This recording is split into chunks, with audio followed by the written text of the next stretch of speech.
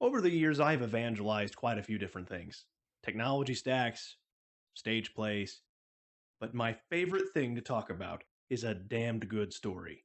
And if that statement resonates with you, you're missing out if you're going to dismiss anime out of the gate. Since you're watching this, I can only assume that you're not being entirely dismissive.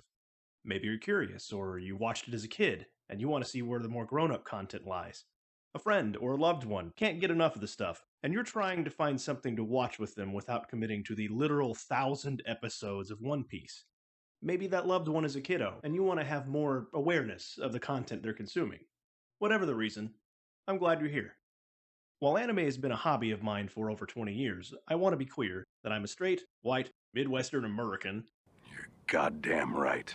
So if I mispronounce something or miss some cultural nuance, let's have a laugh at my expense and continue to appreciate the art form. All presented ratings here in this video are based on my experience watching the show and using the TV Parental Guidelines rubric. Anime is a broad medium that spans all genres. You'd hate to start something thinking it's a family comedy, only to find out it's Game of Thrones. So to avoid those awkward boobs or violent moments, here are some keywords to help you match the show with a target audience. If that's not a concern, feel free to jump ahead to the lightning suggestion round. Koromomuke. If the toy aisle in your local store has merchandise near the bright and colorful stuff, odds are it's Koromomuke. The subject matter is usually around teaching the viewer how to be considerate, follow the rules, and so on. Examples include Pokemon, Digimon, Yu-Gi-Oh!, stuff with merchandising. Shonen. A shonen's target audience is typically men 12 to 18. It involves a young male protagonist with special powers. Think of a coming-of-age story with a heavy dose of throwing hands, from mild to moderate violence. An example of the more mature and violent side of shonen would be Demon Slayer, which I have a video on over here.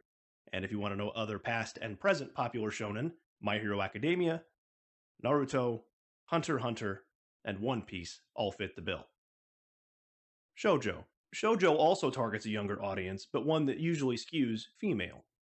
The protagonist is typically a teenage girl, and the story revolves around interpersonal relationships. Some shows do lean into the TV-14 rating, if only because the subject matter is more mature. Things like romance, dating, the humor that stems from budding intimacy. An example of this would be Fruits Basket, which I have a video on over here, where we explore its similarities to the film Encanto. Other past and present popular shoujo are Cardcaptor Sakura, Sailor Moon, The Cat Returns, and Ouran High School Host Club. Seinen. Typically aimed at 18 and over, not all of these are rated TVMA, and if they ride that line, it's not just because of the violence or nudity, though it's not because of those either. Typically, the themes are more mature than its shonen counterpart, and if there's fighting or conflict, it's typically not the low-stakes high school bullying going on, and more of a street brawl with lasting consequences. Past and present popular seinen are Attack on Titan, Ghost in the Shell, Initial D, and Mushishi. Josei. If you haven't picked up on the pattern yet, this is the more mature version of shoujo. The romance, the situation at hand, be it comedic or dramatic, tends to push past that TV PG level. Past and present popular josei are Honey and Clover, Nana, Horimiya, and Yuri on Ice. So given there are thousands of shows out there, and you may want a place to start, here's a lightning round of shows I think are accessible to the anime acolyte. For children's anime, My Neighbor Totoro. 1950s Japan, where two sisters meet a giant, friendly nature spirit and enjoy shenanigans in the countryside. Little Witch Academia. Think Hogwarts for preteen witches, except our main character has temperamental magic powers, at best. Ponyo. Imagine The Little Mermaid, but set in the modern era, and Ariel and the prince are 5-year-olds. Sci-Fi. Cowboy Bebop. This is the show that got me into anime. Inspired by 1970s American cinema, this is a western, sci-fi, film noir. If you liked Firefly, this was probably the inspiration. Cyberpunk Edgerunners. Set in the same universe as the CD Projekt Red game, The denizens of Night City use cybernetic enhancements to bribe, borrow, and steal a way of life from their corporate overlords.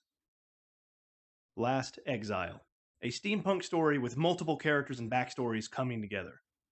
Two rookie pilots stumble into a job way above their pay grade, which lands them in the belly of the infamous airship the Kill 'Em All Sylvana. Switching genres, romance. Wotakoi, Love is Hard for Otaku. An adult romance involving four coworkers and their particular flavor of nerd. A dating sim player, a hardcore gamer, a cosplayer, and a comic book geek. It's a workplace comedy where everyone's just trying to, secretly, let their freak flag fly. Toradora. Two teenage classmates and neighbors have a problem. They like each other's best friends, which leads to a plot to be one another's wingman. Woman. Person. Wing person. Thus begins their journey of self-discovery and growth, along with some pretty good slapstick. Violet Evergarden.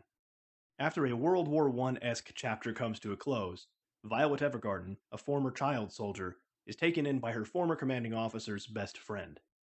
Taking a job as a professional letter writer, she begins to understand the meaning of love and the many forms it can take. After that depressing synopsis, comedy.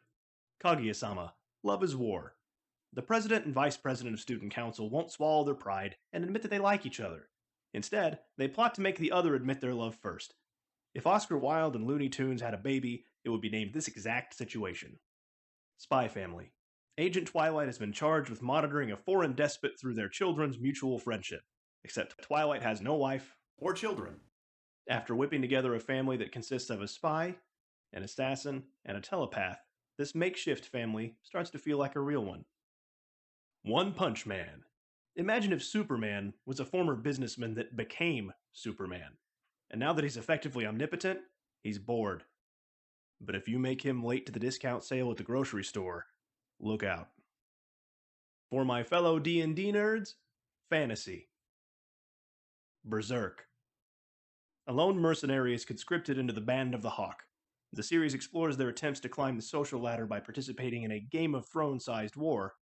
While it's a little short on White Walkers or dragons, it keeps all the sex, gore, and rock and roll that George R.R. Martin seems to love. Jobless Reincarnation. A mid-30s recluse is reincarnated into a medieval kingdom and decides to make the best of his second chance at life. Turns out he has a knack for magic, and it draws some unwanted attention. If you want to go a little more in-depth, Jobless Reincarnation is the final chapter in my video on isekai anime. Full Metal Alchemist Brotherhood. Two brothers attempt to revive their deceased mother using their version of physics, alchemy. But some things can't or shouldn't be attempted. To recover from the backlash of that failure, they have to serve in the military in order to have the resources and research to undo their greatest mistake. Whew, I didn't know I could synopse so hard. Is there a genre that I didn't land on, or is there one you'd like a deeper dive into? Is there a specific anime you'd like to talk about more? Or an anime suggestion based on your favorite bit of Western media? I believe there's an anime out there for you, and I'm glad to help you find it.